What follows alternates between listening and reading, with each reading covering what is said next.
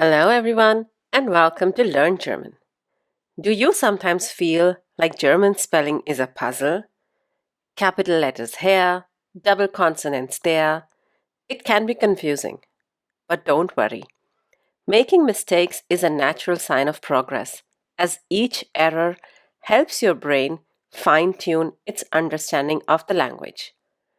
Every mistake you correct is simply a stepping stone towards more confidence and fluency. Today we are looking at the most common Schreibfehler and how you can avoid them. Let's dive in. Fehler vermeiden.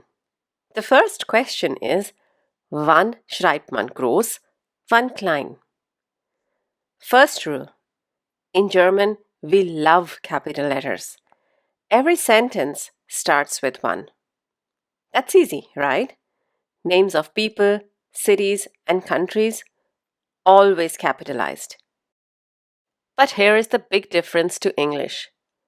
All nouns, Substantive, are capitalized. Die Zeitung, der Tisch, mein Auto. But wait, it gets tricky. Look at Substantivierungen. When a verb or an adjective acts like a noun, it turns big. And don't forget the rule of thumb. If there is an article, der, die, das, or a pronoun, mein, dieser, or even combinations with prepositions like zum, am, im, then make it big. And here is one exception to the rule. When you're making superlative and using am before the adjective, for example, am klügsten oder am schnellsten, here you will write with the lowercase. Here are some other things you should keep in mind.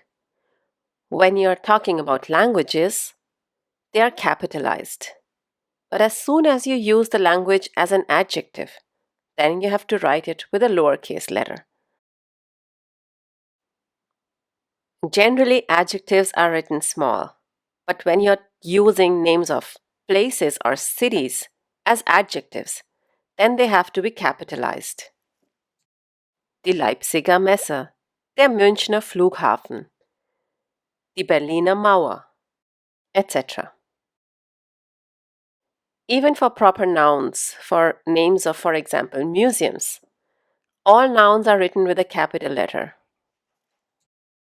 For example here, das Museum für moderne Kunst.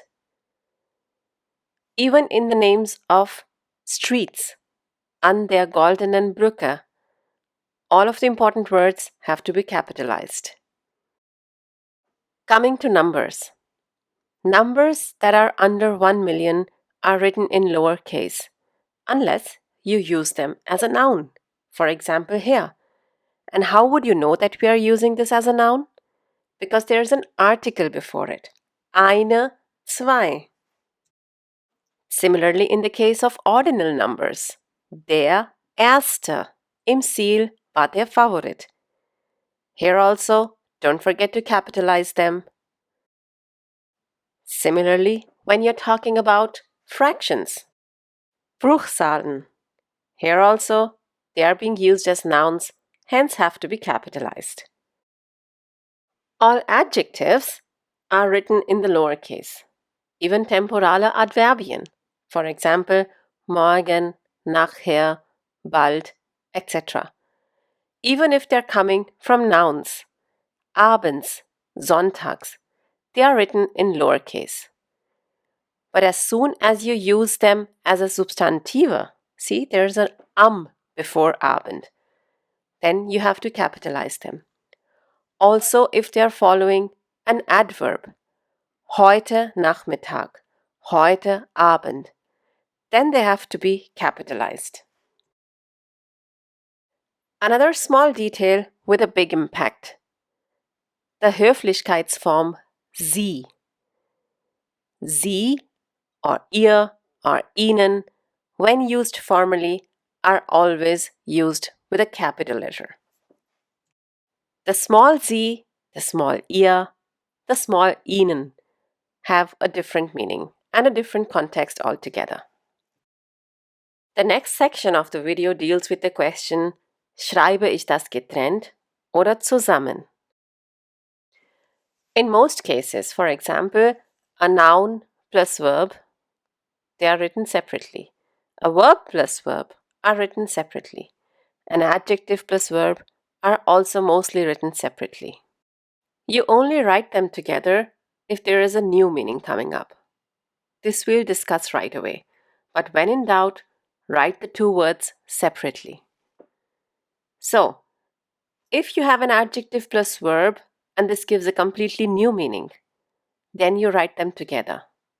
If you are making verbs with a combination of a normal verb with bleiben or lassen, so that a completely new verb comes out, then also you write them together. Also, when you are combining directional adverbs with a verb, you write them together. Similarly, if you're combining a noun with an adjective, for example, butterweich, remember to write them in small. When combining two adjectives to make a new adjective, then also you write them small. Not only adjectives, one can also combine two nouns. In that case, they are written together. For example, Waschmaschine. The partizip of a verb and werden are not written together, they are written separately. Similarly, constructions with the verb sein are always written separately. Weg sein, fertig sein, etc. Some of the nouns in German are pronounced so that you might think they are two different words. Leben, suchen. But they are written together. Similarly, other words such as Kuchen, stecken, Tasche, heute. These are the words that cannot be broken and are written as one. If you think the video is going too fast, you can always pause and read the instructions if you want. There's nothing wrong in that. There are a lot of more topics that we are going to cover up in the next few minutes. Schreibt man im Deutschen wirklich so, wie man spricht? People often say German is easy because you write exactly what you hear. Well, almost. Today we'll look at the exceptions and the famous diphthongs. Let's see if your ears can match your pen. A diphthong is just two vowels jumping into one syllable. The easiest one is ow. It sounds like someone just pinched you. Luckily, we write it exactly as it sounds. Die Frau, der Traum, laufen, der August. The EI versus the AI puzzle gets tricky. The sound I, like the English word I, is usually written as EI. Das Bein, der Stein, das Kleid. But in some rare cases and names, we use AI. Der Kaiser, der Mais, Thailand. Stick with EI for 99% of the words like Eier, Wein, and Seife. The AI versions are special guests. You hear the sound oi, like in boy, but how do you write it? Use EU for most words. Das Feuer, heute, der Freund. Use A with an umlaut and U if the word has a cousin with an AU. We call this Umlautung. Der Traum becomes die Träume. Der Baum becomes die Bäume. If you see an AU in the basic word, use A umlaut and U for the plural or the related form. And here are some exceptions to this rule. Die Säule, die Fräulein, enttäuschen. Don't mix up IE and EI. This is the number one mistake for beginners. IE is a long E sound, like Tier, tief. EI, the I sound, is like mein, sein. My trick, look at the second letter. If E becomes second, it sounds like E. If I becomes second, it sounds like I, like the English I. Now listen closely. At the end of a word, B, D, and G sound like P, T, and K. You hear Tag, but you write der Tag. Why? Because in the plural form, the Tage, you can hear the G again. Das Grab, die Gräber. Das Rad sounds like T, die Räder. German endings can be sneaky. The ending is ig, we say billig, but we write billig. The ending er at the end of a word sounds like a short a. Der Lehrer? No, it's der Lehrer. Schwester? No, Schwester. Always remember to write the R. Finally, the famous German sh, sch. This is the standard sh sound. Die Schule, Schokolade. Ch has three personalities. The soft sh, like a cat hissing. Milch, sicher. The hard ch from the back of the throat. Bach, Dach. And the k sound in international words like Chor, China. The German spelling is like a puzzle. It takes time to see the full picture. Each time you mix up IE and EI, you are one step closer to never doing it again. Nächste Frage. Was soll ich schreiben? As a German teacher, one of the most frequent questions I get is, how do I know which S to use? It sounds like a lot of hissing, but there is a clear system behind it. Let's break it down. Listen to the sound. If the S is soft and vibrating, like the Z in zebra, it's always a single S, never SS or SZ. Sagen, lesen, Rose, reisen. If your vocal cords vibrate, it's just one S. When a word is very short, like Fuß oder Aas, how do you know if it's SS or SZ? Just make the word longer. Fuß becomes Füße. You hear the long U, so the base word must have an SZ. A quick travel tip. If you're in Switzerland, you can forget about the SZ. They use SS for everything. Also, fun fact, the SZ traditionally only existed as a lowercase letter. In modern German, we now have a capital SZ, but it's mostly used in all caps titles. Is it a long vowel? SS or SZ? This is the master rule for the sharp, hissing S sound. If it's a short vowel, use SS. It's a quick stop. Masse, lassen, essen. If it's a long vowel or a diphthong, use SZ. Maße, genießen, draußen. This is why words in the same family can change. Ich lasse, but ließ.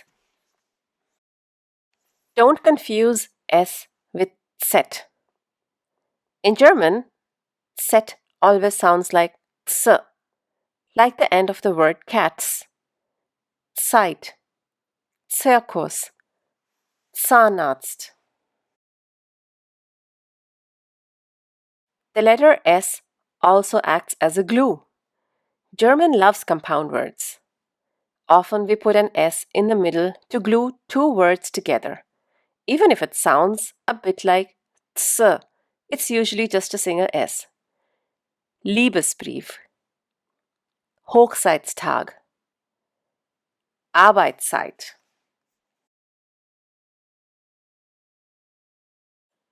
And then comes the x sound.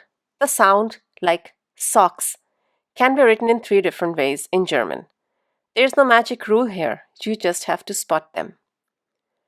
X, Wachs, wachsen. X, Keks, or X as in taxi or box.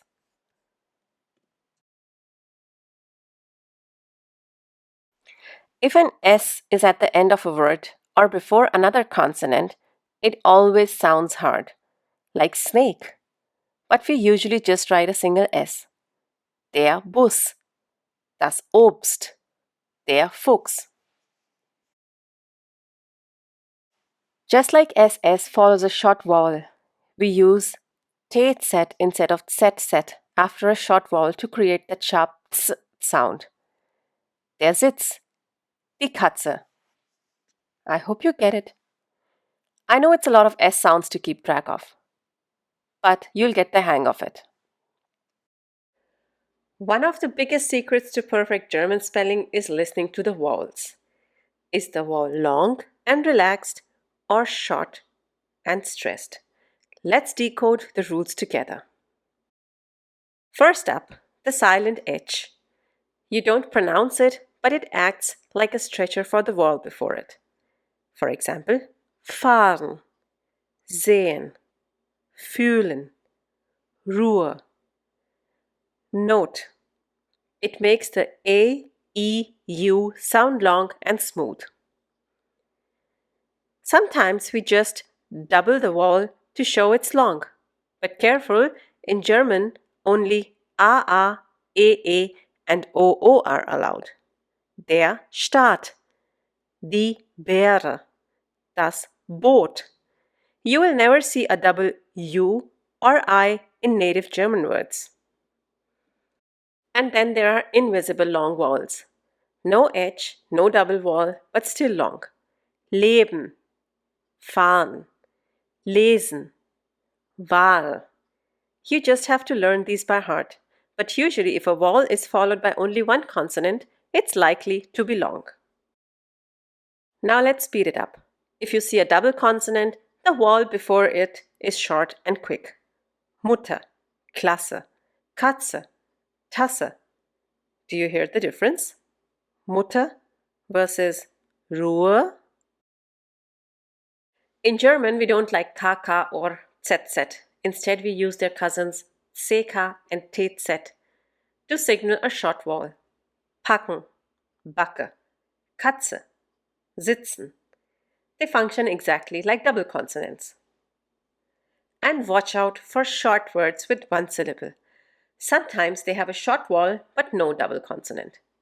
Weg, Wege, ob, das Lob. These are small exceptions you will get used to. Diphthongs, as we learned before, are double sounds. They are always long. That's why you'll never see a double consonant after them. Traum, Kreuzung, Haus, Laune. When you hear a long E sound like in English B, Germans usually write IE. For example, die Tiere genießen die Wiese. It's the standard way to write a long E. Wait, there's also I. But don't worry, it only appears in a few specific pronouns. For example, ihm, ihnen, ihr, ihn. That's it, just a small group to memorize. Finally, the rarest of them all, IEH, I. You will only find this in a few common verbs. Es geschieht, du siehst, ich lieh. It's like a triple signal for a long sound. Now we are tackling words that sound exactly the same but have different meanings and spellings. In German, we call them gleichlautende Wörter. Let's make sure you pick the right one every time. Sometimes spelling is the only way to tell two words apart. It's like a secret code for the meaning. Das Meer oder Meer. Die Lehre, die Lehre. Der Wal or die Wahl. Context is the king here, but memorizing these pairs would be the easiest. Wieder versus wieder. This is a classic mistake even for native speakers. Wieder, with only one E, means against or contrary to. Think of widersprechen. Wieder means again and once more. Think of wiederholen. There's a short hack to this. If you can replace it with back or again, use IE. Then there are morgen, morgens, and der Morgen. These time expressions can be tricky. Morgen with a small m means tomorrow. Wir sehen uns morgen früh. Morgens with an S means every morning or habitually. Ich arbeite morgens immer. Der Morgen with a capital M is the noun, the morning. Der Morgen war neblig. Just remember, only the noun gets the capital letter. And the boss level of German grammar? Das oder das, with single S or with a double S. Das with a single S is an article or a relative pronoun. Das Buch, das ich meine. The test is if you can replace it with dieses, jenes or welches. Use das with a single S. The other das with a double S is a conjunction that connects sentences. Example, ich glaube, dass du recht hast. And the next one, don't mix up your pronouns and your nouns. Mann versus Mann. Mann, which is written small with a single N, is impersonal, like one or they in English. Man sollte höflich sein. One should be polite. Der Mann, with a capital M and a double N, is the noun for the man or the husband. Der Mann trägt einen Hut. Now we come to the next round. Punctuation might seem small, but it changes everything. Let's look at where to put that comma and when to end up with a dot. Let's go. When you make a list, use a comma, but never before und or oder. Wir kaufen Brot, Käse, Tomaten, Butter und Milch. Also use a comma to connect two main sentences if they are linked by words like deshalb oder denn. Es regnet, deshalb bleibe ich zu Hause. In German, you must separate a main clause from a subordinate clause with a comma. It's not optional. Ich komme nicht mit, weil ich krank bin. But wait, if you have two subordinate clauses joined by und, you don't need a second comma between them. Sie bleibt zu Hause, weil sie müde ist und weil es draußen regnet. Now, English speakers, listen up. In English, you often put a comma after a time expression at the start. In German, no comma. Nach dem Mittagessen gehe ich spazieren. Writing a letter. Place a comma between the city and the date. Berlin, den 20. Mai. After the greeting, use a comma and start the next line with a lowercase letter. Liebe Frau Schmidt, vielen Dank. But after the closing Grußformel, there is no comma. Herzliche Grüße, Max. Also be careful with your math. In Germany, we use a comma as a decimal separator, not a point. 1,89 Euro. For dates and ordinal numbers, we use a point. Am 1. Januar. And for time, you can use a point or a colon. 18:45 Uhr. Also, it is very important to end your normal sentences and indirect questions with a point. The sentence after that will begin with a capital letter. Forget the English apostrophe s for possessions. In German, there is no apostrophe for the genitive or plurals. Similarly, in the plural, Peter's Auto, CDs, Autos, videos. Comparing things, usually no comma is needed. Maria läuft schneller als ihre Schwester. Only use a comma if the comparison starts a whole new subclause with its own verb. Er spricht so gut Deutsch, wie ich es mir wünschen würde. If you use constructions like ohne, or statt with an infinitive, you need a comma. A lot of German abbreviations are written with a period. Do learn them as it is because that's how they are used. German codes are unique. The first one is at the bottom, the second at the top. Maria fragte, hast du Zeit? And after a colon, use a capital letter if a full sentence follows. Use a lowercase if it's just a list of items.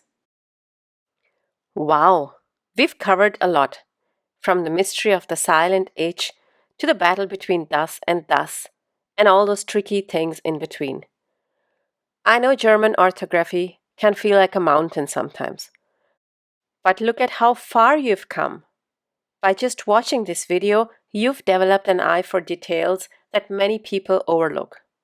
Remember, making mistakes is not a sign of failure. It's a natural sign of progress. Every time you pause to think about a long vowel or a capital letter, your brain is fine-tuning its understanding. Every corrected mistake is a stepping stone towards speaking and writing with true confidence. Don't try to be perfect today. Just try to be a little bit better than yesterday. By the way, if you're serious about learning German, don't forget, we offer completely free and well-structured courses for beginners and intermediate learners. You can learn at your own pace, access plenty of materials, and join a community full of real success stories. Just check out the links below and start your journey today. See you in the next lesson, and happy learning! If you liked this video and want more of these, do let us know in the comments. Become a member today and gain access to extra content for this video and much more. You can also get a free worksheet by joining our Patreon page. Danke! Thanks for watching this video. If you liked this video, do give it a thumbs up and share it with your friends. Don't forget to subscribe to the channel if you still haven't. You can click on the bell to receive notifications whenever we upload a new video. If you have any comments or questions, you can leave them in the comment section below. Tschüss, auf Wiedersehen!